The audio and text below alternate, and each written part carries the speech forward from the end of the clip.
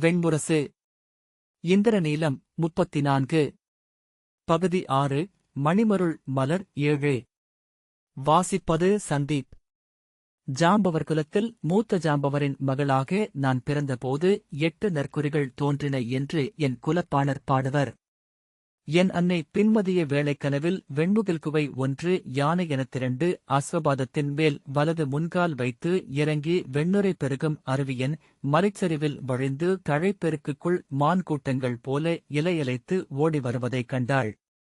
குளிர்ந்த நீர் அவள் கால்களை நனைக்க விழித்துக் கொண்டபோது அறைக்கு வெளியே கிரஞ்சம் ஒன்று மும்முறை குரலெழுப்பியது. இளமழை பெய்து இலைகள் ஒளிவிட்டுக் கொண்டிருந்தன. விண்ணில் இந்திரவில் எழுந்து நின்றிருந்தது. அவள் எழுந்து வெளியே வந்தபோது கூரை ஒழுகுமிடத்தில் வைக்கப்பட்டிருந்த மண்கலம் நிறைந்திருப்பதைக் கண்டாள். தோழியை அழைத்தபோது மலர் தொடுத்துக் கொண்டிருந்த அவள் கையில் மாலையுடன் ஓடி வந்தாள். அப்போதே என் அன்னைதான் கருவுற்றிருப்பதை உணர்ந்து கொண்டாள். என் குடியில் குழந்தைகள் எக்கல்வியும் பெறுவதில்லை. பிறந்த நாள் முதல் அவர்கள் விளையாடத் தொடங்குகிறார்கள். அகவை நிறையும் சடங்குக்குப் பின் ஆண்கள் வேட்டைக்கும் பெண்கள் குடியமைக்கவும் காப்பு கட்டி உரிமை கொள்கிறார்கள். எங்கள் இளமை என்பது தீரா விளையாட்டு மட்டுமே. முதல் ஜாம்பவரின் மகளாக பிறந்தமையால் நான் செம்மொழியை கற்றுக்கொண்டேன். தேனெடுக்கவும், கனி சேர்க்கவும், நீராடி மகிழவும், மலர் கோக்கவும் என் குடிப்பெண்டிரிடமிருந்து அறிந்தேன். விற்கலையும் வேல்திறனும் நச்சுத் தொழிலும் அன்னையர் கற்பித்தனர். கற்பதறியாமல் கற்க வேண்டுமென்பதே எங்கள் குலமுறை. இளமையில் மலைமுடி ஏறிச் சென்று அங்கே நின்று எங்கள் காட்டைப் பார்ப்போம். நான் ஜாம்பவது என நெஞ்சைத் தொட்டு உணரும் விம்மிதத்தை விரும்பினேன். மலையச்சிப் பாறை ஒன்றில் அமர்ந்து ஒருமுறை நோக்குகையில் எங்கள் குகைகளுக்கு மேல் எழுந்து நின்ற நீலமுகில் ஒன்றைக் கண்டேன். என் விழி நிறைத்து நெஞ்சுள் குளிரென்றாகியது அந்த நீலம். மலைச்சுனைகள் ஒளி கொண்டது போல, எருமை விழிகளில் இளவெயில் தெரிவது போல, செந்நெருப்பு அமர்ந்திருக்கும் பீடம் போல, அந்த முகில் இரு கைகளை விரித்து என்னை நோக்கி வருவதைக் கண்டேன். அது புன்னகைப்பது போல தோன்றியதும் எழுந்து நின்று தோழியரை நோக்கினேன். அவர்கள் தொலைவில் மலர் தெரிந்து கொண்டிருந்தனர். நான் நின்றிருந்த பாறை முடிமேலிருந்து இறங்குவது எளிதல்ல. கை நீட்டி கூவி இழைக்க எண்ணினேன். குரல் எழவில்லை. கால்கள் அசைவிழந்திருந்தன. நீண்டு வந்த நீலக்கைகள் என்னை சூழ்ந்து கொண்டன. நீர்போல குளிர்ந்த முகிலால் முழுமையாக சூழப்பட்டேன். மண்ணிலிருந்து என்னை அள்ளி எடுத்து மேல்கீழற்ற வானில் நிறுத்தியது அது. ஒரு சொல்லை எவரோ என் காதில் சொன்னார்கள். பின்னர் அச்சொல்லை கனவுகளில் மட்டுமே கேட்டிருக்கிறேன். நினைவில் ஒருபோதும் தொட்டு எடுத்துவிட முடியாத சொல். முகில் நீங்கிய போது நான் அந்த மலைமுடிமேல் மயங்கிக் கிடந்தேன். தோழியர் வந்து என்னை தூக்கி நீரள்ளி முகம் தெளித்து எழுப்பி ஏனென்று வினவினர். ஏதும் சொல்லவியலாமல் நான் விம்மி எழுதேன். பின் எப்போதும் அந்த மலைமுடிப்பாறை மேல் சென்றமர்ந்து கொண்டேன். முகில் நோக்குகையில் சொல்லிழப்பேன். பின் சித்தம் அழிவேன்.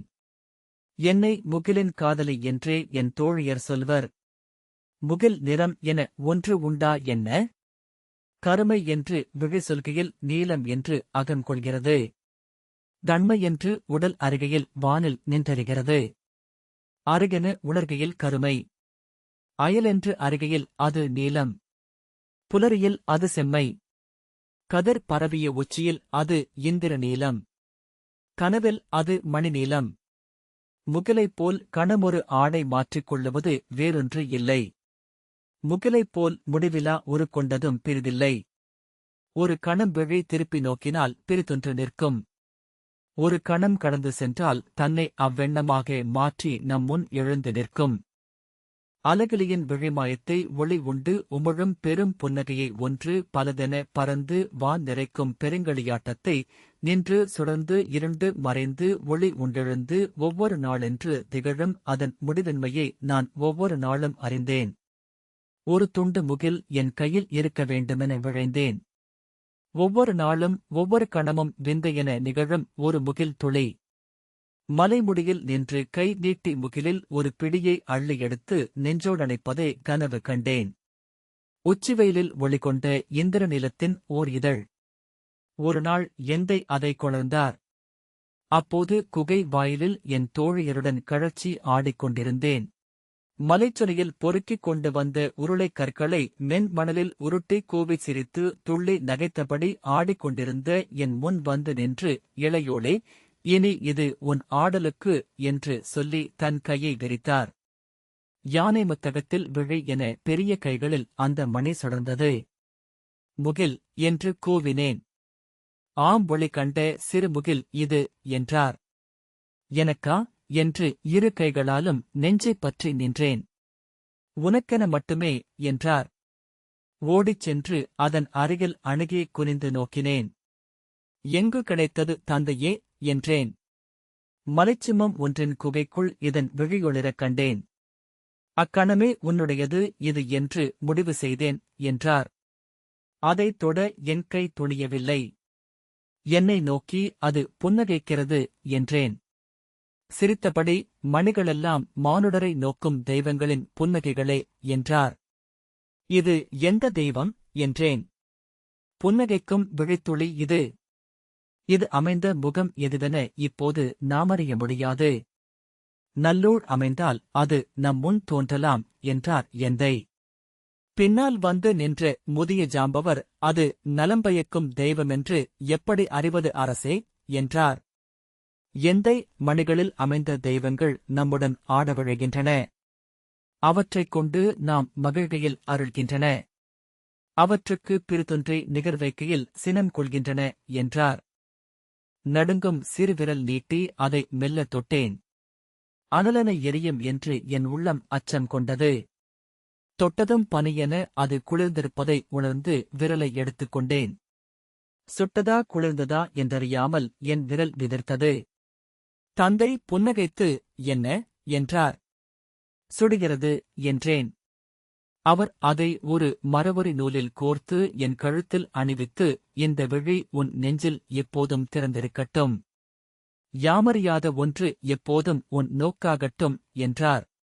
அவ்வாறே ஆகுக என வாழ்த்தினர் என் குடியினர். அதை அணிந்ததுமே மலைச்சுனை மதியக்கதிர் பட்டது போல என் உடல் குளிரொளி கொள்வதை உணர்ந்தேன். திரும்பி தோழியரை நோக்கி, எப்படி இருக்கிறேன் என்றேன். கதிரெழுந்த முகில் போல என்றாள் ஒருத்தி. உன் இதயம் ஒரு நீல விழியானது போல என்றாள் இன்னொருத்தி. நீல மலர் மேல் பனித்துளி போல என்றாள் பிறிதொருத்தி. என் குடிப்பெண்டிரெல்லாம் என்னைச் சூழ்ந்து அதை நோக்கினர். என்ன நிறமடி இது? நீலமா பச்சையா நிறமென்மையா என்றாள் என் மூதன்னை. இருள் ஒளியாகும் முதல் கணத்தின் ஒரு நிறம் என்று இளையவளொருத்தி மறுமொழி சொன்னாள். அதன்பின் இப்போதும் என்னிடமிருந்தது அந்த மணி. பகலெல்லாம் அதை நெஞ்சில் சூடி மலைச்சாரலில் அமர்ந்திருந்தேன். மண்ணிலிருக்கையில் என் நெஞ்சிலிருந்தது மணி நிறவானம். அதைச் சூடி சுனை நீரில் குனிந்து என்னை நோக்கிய போது உள்ளிருந்து என் குலதெய்வமொன்று என்னை நோக்கியதைக் கண்டேன். இரவில் என் அருகே அதை வைத்து படுத்துக் கொண்டேன். ஒவ்வொருவரும் விழி அல்கி துயில் கொள்கையில் அது விழித்து குகையை ஒளிரச் செய்வதைக் கண்டேன். பெரும் சிலந்தி என அது தன் ஒளியால் பின்னி பின்னி முடிவிலா வலையொன்றை அமைக்க நான் சிறு பூச்சி என அதில் சிறகு சிக்கி துடித்தேன்.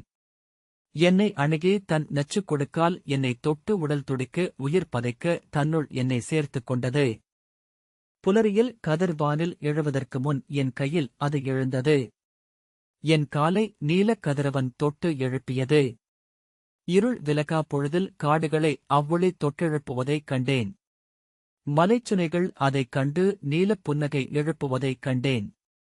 இளையவனே, ஒவ்வொரு நாளும் அதன் ஒளியில் வாழ்ந்தேன். என் ஒவ்வொரு சொல்லும் அவ்வொளியை சூடியிருந்தது. என் விழிகளில் அதன் ஒளி இருந்தது என்றனர் என் தோழியர். துள்ளும் இளமங்கையென இருந்தவள் அந்த மணி பெற்றபின் சொல்லவிந்து ஆழம் கொண்டேன் என்றனர் தோழியர். என் கால்கள் இறகு போல் எடையற்று மென்மை கொண்டன. என் உடலில் குழைவுகள் கூடின. என் குரலில் வெண்கல மணி நாதம் இழைந்தது என்றனர் பாடகர். என் புன்னகையில் என் மூதன்னையர் கண்டு மறந்த கனவுகள் படிந்தன என்றனர் குலப்பூசகர். மணி பெற்றவள் கன்னி என்றானாள் என்றே என் மூதன்னை சொன்னாள். நான் மின்மினி போல அம்மணியின் ஒளியைச் சூடி எங்கள் காடெங்கும் அலைந்தேன். அந்த மணி வழிகாட்ட இருண்ட காட்டுக்குள் சென்று பாறை ஒன்றில் வழிந்த சிற்றருவிக் கரையில் அமர்ந்திருந்தபோது கீழே காட்டுக்குள் ஜாம்பவர்களின் குரல் ஒலிப்பதை கேட்டேன். அயலவன் ஒருவன் புகுந்திருக்கிறான் என அவ்வொலி சொல்லவும் எழுந்து நின்றேன். என்னை நோக்கி ஓடிவந்த என் தோழி ஒருத்தி உரக்கச் சிரித்தபடி, இன்று அயலவன் ஒருவனை கொல்லவிருக்கிறார்கள் என்றாள். ஒரு கணம் அவனுக்காக இரக்கம் கொண்டேன். ஜாம்பவர்களின் எல்லைக்குள் மானுடர் நுழைவதில்லை என்றாலும் எப்போதோ ஒரு முறை எவரோ ஒருவர் அருந்துணிவு கொள்வது நிகழ்ந்து கொண்டிருந்தது. எவன் அவன் என்றேன். யாரோ யாதவ இளையோன் என்று அச்செய்தி சொல்கிறது. கன்றுபோல் அச்சமறியாதவன் என்று எண்ணுகிறேன். இல்லையேல் அவன் கால் தளராதா என்ன என்றாள். அழியன் என்றேன். அறிவிலி. அவன் குலத்திற்கு முன் ஒரு வெற்றியைக் காட்டும் பொருட்டு வந்திருப்பான். ஜாம்பவர்களின் ஆற்றலை அறிந்திருக்க மாட்டான் என்றாள் தோழி. மலை இறங்கி கீழே வருகையிலேயே முழவுகளும் கரடிக்குரல்களும் அளிக்கும் செய்திகள் மாறுபடுவதை அறிந்தேன். அவன் என் குலத்து வீரன் இருவரை வெறும் கைகளால் வென்றுவிட்டான் என்றும் என் தந்தையை தனிச்சமருக்கு அழைக்கிறான் என்றும் செய்திகள் சொல்லின. மலை அடிவாரத்திற்கு வருவதற்குள் என்னை நோக்கி ஓடிவந்த இளம் தோழியர் இருவர் கை தூக்கி, இளையோன், கரிய சிற்றுடல் கொண்டோன், சிறுத்தை போல் இருக்கிறான், மன்று நின்று மூத்த ஜாம்பவரை போருக்கு அறைகூவுகிறான் என்றார்கள். தந்தையா என்று நான் திகைத்து கேட்டேன். ஒரு மானுடனா? ஆம், அவன் உடலைக் கண்டால் ஒரு கணங்கூட அவர் முன்னால் நிற்க மாட்டான் என்றே தோன்றுகிறது. ஆனால் அவன் விழிகளில் சற்றும் அச்சமில்லை, இளையோளே. அவை விழிகளே அல்ல, நீலமணிகள் என்றாள் என் தோழி ஒருத்தி. அச்சொல்லிலேயே அகம் அதிர்ந்தேன். இன்னொருத்தி, மண்ணில் விழுந்த முகில் துண்டு போலிருக்கிறான் என்றதும் நிற்கவியலாதவானேன். செலுத்தப்பட்ட அம்பு போல் வருகிறான் தோழி. அவன் இலக்கு இங்கிருப்பதைப் போல என்று பின்னால் ஓடிவந்த பிறிதொரு தோழி சொன்னாள். அக்கணம் என் நெஞ்சில் பதிந்த மான் குளம்படியை என்ன சொல்வேன்? நெஞ்சில் கை வைத்தபடி கைகள் குளிர்ந்து நடுங்க மலைப்பாறைகளில் இறங்கி ஊர் மன்றுக்கு வந்தபோது அங்கே அவன் இளையோர் சூழ என் குடி மூத்தோர் அணுகி நின்றிருக்க அமர்ந்திருப்பதைக் கண்டேன். வலக்கையில் எங்கள் குடி அளித்து இன்கடுநீரை வைத்து பருகியபடி அவர்கள் சொல் கேட்டு அமர்ந்திருந்தவன் அக்கணம் அங்கே பூத்தவன் எனத் தோன்றினான். ஐம்படைத்தாலி இன்னமும் அவன் இடையில் இருக்குமென்றும் அவன் இதழ்களில் முலைப்பாலின் மணம் எஞ்சியிருக்குமென்றும் தோன்றியது. இவனா என்று ஒரு கணமும் இவனே என்று மறுகணமும் என் சித்தமறிந்தது. முதல் முறையாக நானே என் தோழிக்குப் பின் என்னை மறைத்துக் கொண்டு அவள் தோள்வளைவில் முகம் வைத்து அவனை நோக்கி நின்றேன். அவன் குழல் சூடிய அந்த பீலி விழியை 1000 முறை கண்டிருக்கிறேன் என்றுணர்ந்தேன். அவன் கால்கள் மிதித்து நடந்த தடத்தை தொட்டு தொட்டு அடிவான் வரை நான் சென்றிருக்கிறேன் என்றும் உணர்ந்தேன். அவனையன்றி பிறிது எதையும் நோக்காது விழிகள் மட்டுமென ஆகி அங்கு நின்றேன். அவன் வெல்ல வேண்டுமென்று எண்ணிய மறுகணமே அவன் வெல்வான் என்பதையும் அறிந்தேன். இளையோனே, அவன் என் தந்தையை வெல்லும் அக்கணத்தை அப்போதே என் அகவிழியால் கண்டுவிட்டேன். மண்ணில் எவராலும் வெல்லப்பட முடியாதவன் அவன் என்பதை அவனைக் கண்ட கணத்தே நான் அறிந்தேன். குகையிலிருந்து என் தந்தை இரு கைகளையும் ஓங்கி அறைந்து மலைப்பாறை நிலையெழுந்து உருளுவதென ஓசையிட்டு வெளியே வந்தார். என்னை வெல்ல வந்த மானுடன் எவன் என்று உரக்க கேட்டார். அவன் எழுந்து தலைவணங்கி, ஜாம்பவரே, தங்களுடன் தோள் கோக்க வந்த இளைய யாதவன் நான். என் பெயர் நந்தகிருஷ்ணன். விருஷ்ணி குலத்தவன். வசுதேவரின் மைந்தன், நந்தகோபரின் வளர்ப்பு மகன் என்றான். யாதவர் எம் எல்லைக்குள் நுழையலாகாதென்று அறியமாட்டாயா என்றார் எந்தை. ஆம், ஆனால் அறைகூவுபவன் நுழைய முடியாத இடம் என ஏதுமில்லை என்றான். அவர்கள் பேசிக்கொண்ட சொற்கள் எதையும் என் உள்ளம் பெறவில்லை. மண் மிதித்து நின்ற அவன் இளங்கால்களை, இடையை, தளிர்நரம் போடிய நீண்ட கைகளை, நிலாநிழல் பரவிய குளிரொளி மார்பை, வான் நிறைந்த மலர் போன்ற முகத்தை, குழலணிந்த வேலியிலெழுந்த கனவை மட்டும் நோக்கிக் கொண்டிருந்தேன். இளையோனே, அங்கு நிகழ்ந்தது மற்போரல்ல, ஒரு நடனம். விழி இழந்த அன்னை தன் மைந்தரை கை தடவி அறிவது போல எந்தை அவனை அறிந்து கொண்டிருந்தார் என்று தோன்றியது. நெயழும் விறகை தழுவியுண்ணும் நீலத் தழல் போலிருந்தான் அவன். எங்கோ விண்ணவர் அமைத்த தருணமொன்றில் இருவரும் ஒருவரை ஒருவர் அறிந்தனர். ஆறத் தழுவி அமைந்தனர். அவன் கைப்பற்றி எழுந்த எந்தை விழிநிறைந்த பேருவகையுடன் சொல்லாடி முடித்து என்னை நோக்கியதும் நான் எங்கிருந்தோ மீண்டு உடல் அதிர்ந்தேன். என்னை அருகணையும்படி அவர் சொன்னபோது ஏனென்பதை நான் அறிந்திருக்கவில்லை. எந்தையின் மூன்றாவது அழைப்பைக் கேட்டு என் தோழியர் என்னை உலுக்கி, செல்லடி, உன்னைத்தான் என்றனர். நீ அவனுக்கு மணக்கொடையாகிறாயடி கன்னி என்றாள் என் செவிலி.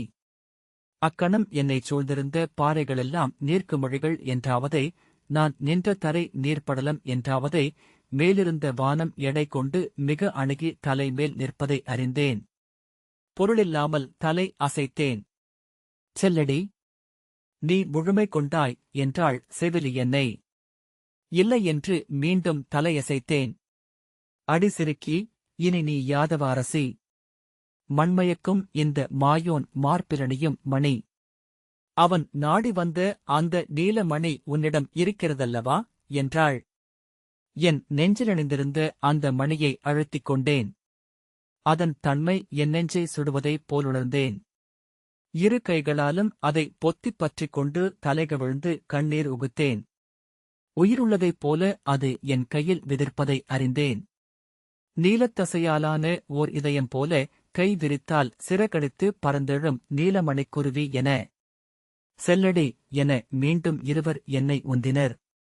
இரு கைகளிலும் அந்த மணியை ஏந்தியபடி எடை எழுந்த கால்களுடன் அடிமேல் அடியென அசைந்து முன்னகர்ந்து அவன் முன் சென்று நின்றேன்.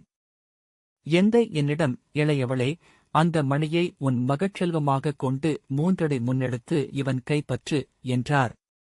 நான் எந்தையின் அருகில் சென்று தலை குனிந்து நின்றேன். அவன் கால்களைத்தான் நோக்கினேன். 10 நீலக்குருவிக் குஞ்சுகளின் பொன்னிற அலகுகளைக் கண்டேன். இறைவனே, என் குல விளக்கு இவள். நீ தேடும் சீமந்தகமணியுடன் இவளைக் கொள்க என்று சொல்லி என் வலக்கை பற்றி அவன் வலக்கையில் வைத்தார் எந்தை. அவன் என் கை பற்றிய அத்தருணம் நான் நன்கறிந்ததாக இருந்தது. 100 முறை நான் பற்றிய அந்தக் கை 100 முறை நான் உணர்ந்த அந்த இளவெம்மை. இளையோனே, அதன் பின் அறிந்தேன், அவன் பற்றிய அனைத்து கரங்களும் என்னுடையதே என. சீமந்தகம் என அந்த மணி அழைக்கப்படுகிறது என்கிறார். அதை அவருக்கு நீயே அளி என்றார் எந்தை. நான் என் நெஞ்சில் கை வைத்து அதை எடுத்தபோது அந்த மணி ஒளியவிந்து வெறும் கூழாங்கல்லெனத் தெரிவதைக் கண்டேன். திகைத்து அதுதானா என நோக்கினேன். பிற அனைவரும் அதையும் அவனையும் நோக்கி விழுதிகைத்திருந்தனர். அது எனக்கு மட்டுமே ஒளியற்றிருக்கிறதென உணர்ந்தேன். இளையோனே, அது பிறகெப்போதும் என் விழிக்கு ஒளி கொள்ளவில்லை. அன்றிரவு எங்கள் குல உண்டாட்டுக்குப் பின் சீமந்தக மணியுடன் அவன் கிளம்பினான். வரும் வளர்ப்பிறை 3ஆம் நாள் எங்கள் கடைமணம் என்று என் தந்தை சொல்ல குல மூத்தார் உடன்பட்டனர். அன்று காலை எனக்குரிய மணமாலையுடன் மீள்வதாக அவன் சொன்னான். ஒரு சொல்லும் நான் அவனுடன் உரையாடவில்லை. குல மூத்தார் கூடிய பொதுச்சபையில் அவர்களின் சொல்லும் வாழ்த்தும் மலரும் கொண்டு அவன் எழுந்தான். அந்த மணியை ஆடையில் சுற்றி தன் இடையில் அவன் வைப்பதைக் கண்டேன். காட்டினூடாக அவன் சென்று மறைந்தபோது ஒரு கணம் நெஞ்சைப் பற்றி நின்று விலகிச் செல்லும் அவன் காலடிகளைக் கண்டேன். 1000 கணம் அது என்னை விட்டு விலகிச் சென்றிருப்பதையும் அறிந்தேன். தோழியர் நடுவிலிருந்து அறியாது விலகி பாறைகளைக் கடந்து புதர்களினூடாக ஓடி அவன் சென்ற பாதை மறித்து அவன் முன் சென்று நின்றேன்.